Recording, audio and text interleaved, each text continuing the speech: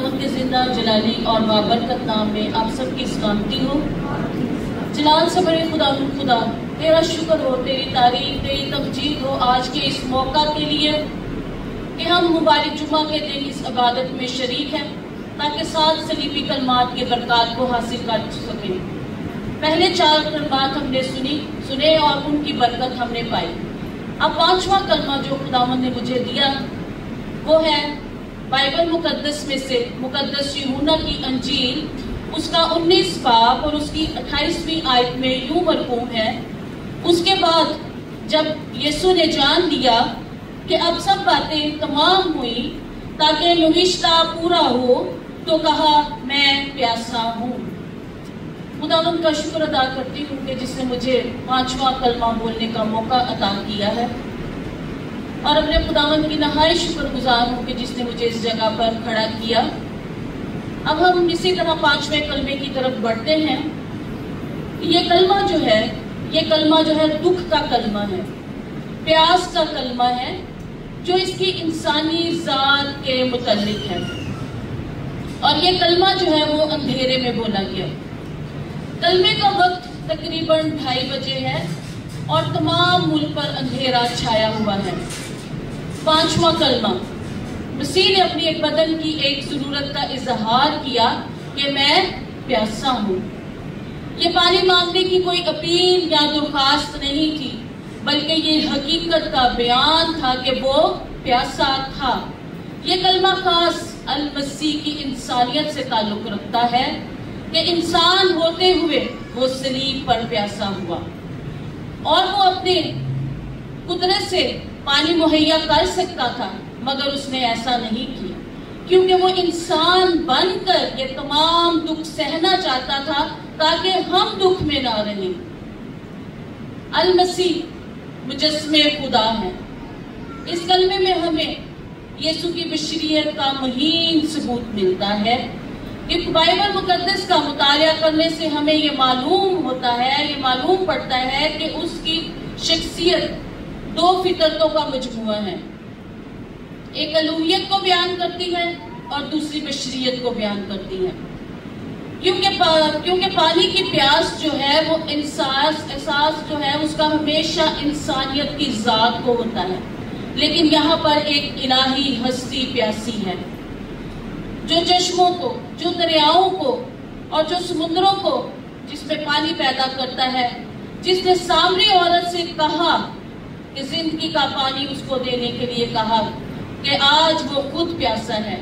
मगर हमें ये मालूम होना चाहिए कि फलस्तीन की शदीद गर्मी में सलीब पर खुदा यीशु मसीह फरमाते हैं कि मैं प्यासा हूँ।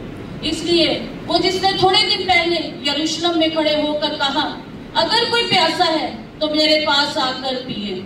इसलिए मेरे जी, तो जब हम बाइबल मुकद्दस में से देखते हैं मुकद्दस यूहन्ना की अंजील, उसका 7वां बाब, उसकी 37वीं आयत में लिखा है, फिर ईद के आखिरी दिन जो खास दिन है, यीशु खड़ा हुआ और पुकार कर कहा अगर कोई प्यासा हो तो मेरे पास आकर पिए, जो मुझ पर ईमान लाएगा उसके अंदर से जैसे किताबे मुकद्दस में आया है जिंदगी की पानी की नदियां जारी हो जाएंगी। इसी तरह यकूब के कुएं पर जो सामरी औरत से कहा कि जो कोई उस पानी से पीता है वो फिर प्यासा होगा, मगर जो पानी मैं उसे दूंगा वो फिर प्यासा ना होगा, बल्कि मैं ऐसे दूंगा उसके अंदर से एक चश्मा बन जाएगा। जो मेरे अजीजों, जो खुदावंद यीशु मसीह पर ईमान रखते हैं, जो उसके साथ वो बसता रहते हैं, खुदावंद उनको कभी प्यासा रहने नहीं देता। यीशु अल मसीह पुराने अहदनामा में जब हम देखते हैं, इसराइल की ताजगी के लिए कुछ चट्टानों से पानी मुहैया करते हैं। यीशु ही ने अपनी कुदरत से पानी मुहैया कर सकता है। काना गलील में जब वो जाते हैं तो पानी को मैं बना देते हैं। पानियों पर चलने वाला, जो तूफान जिसका हुक्म मानते हैं, आज वो कह रहा है कि मैं प्यासा हूँ। कलाम मुकद्दस की ये पेशन गोई थी कि वो प्यासा होगा। इसने अपनी प्यास का इजहार इसलिए किया ताकि पुराने अहदनामा की पेशन गोई पूरी हो। फिर भी उसने अपने बाप की मर्जी को मुकद्दम रखा। गौर कीजिए, خدا کا بیٹا پانی کے ایک گھونٹ کے لیے ترس رہا ہے تاکہ ہم زندگی حاصل کریں اور کثرت سے کریں۔ آج وہ ہماری نجات کے لیے کفارہ دے رہا ہے۔ جمعرات سے لے کر اب تک نہ اس نے کچھ کھایا، نہ اس نے کچھ پیا، اور نہ اس بات کی کسی نے فکر کی، بلکہ بہت سی جگہ مختلف جگہ اس کی پیشیاں ہوتی رہیں۔ اس لیے باغ گثمانی میں جب گئے اور دعا کر رہے تھے کہ اے باپ اگر ہو سکے تو یہ پیالہ مجھ سے ٹل جائے، لیکن میری نہیں تیری مرضی پوری ہو۔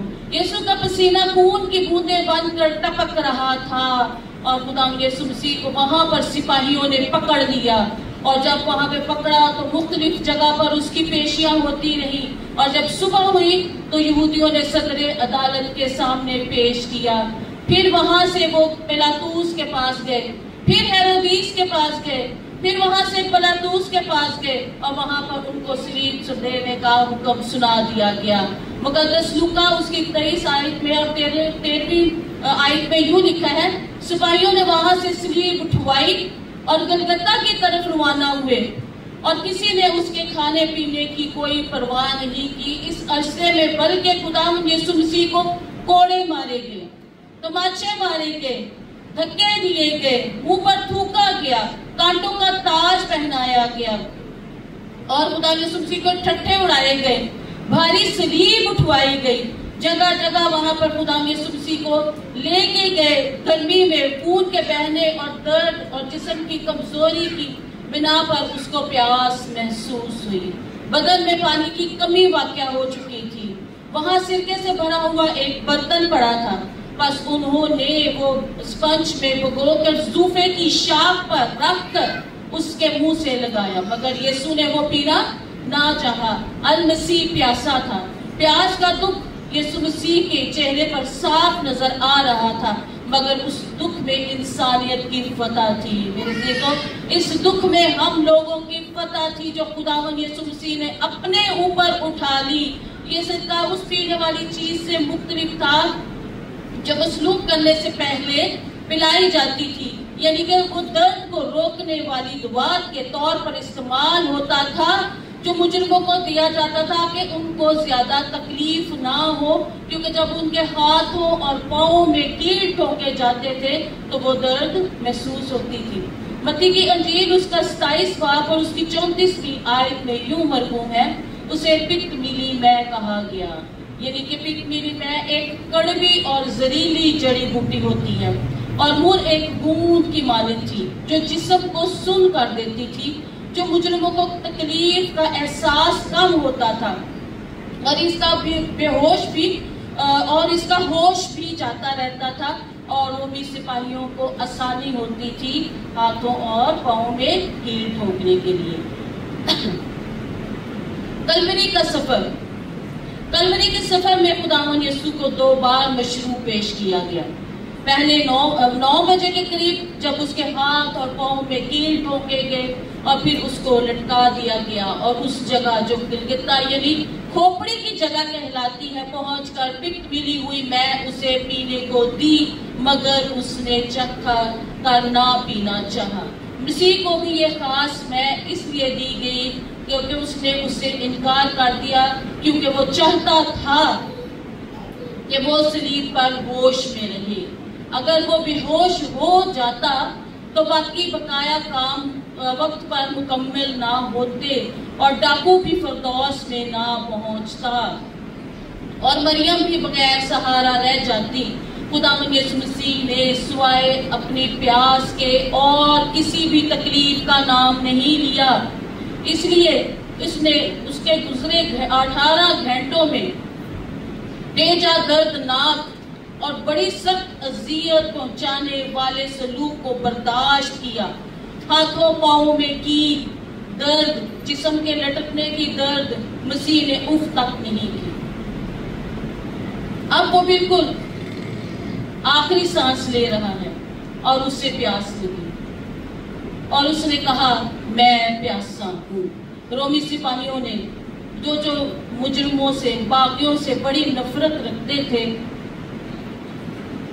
مسیح کو پانی کے بجائے سرکہ دیا، جو کہ نہایت ترش ہوتا ہے، اور خشک زبان کو کاٹتا ہے۔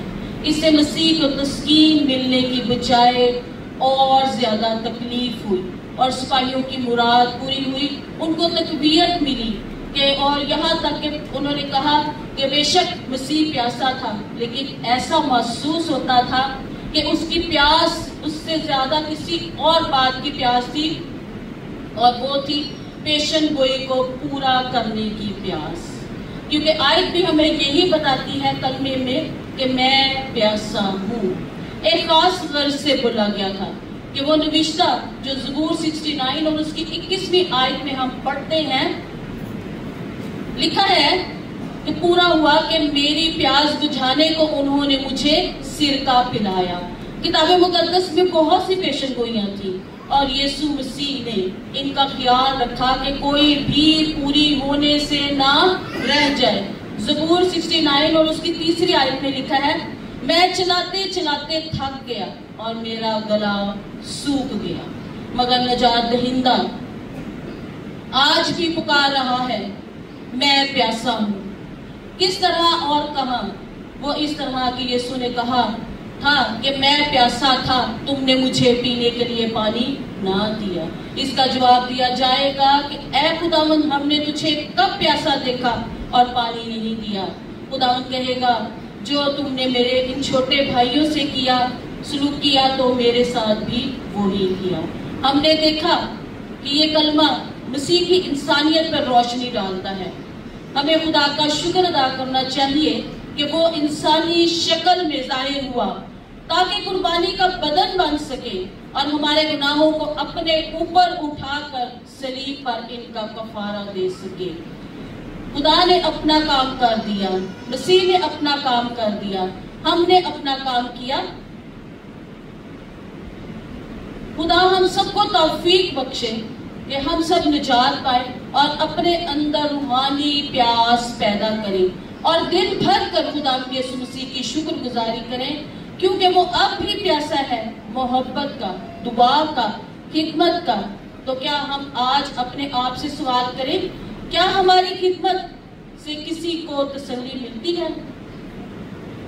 میں پیاسا ہوں میرے عزیزوں، تو آئے ہم صلیب کے پاس آئے اور صلیب سے آنے والی اس صدا کو سنیں کہ میں پیاسا ہوں۔ خدا آپ سب کو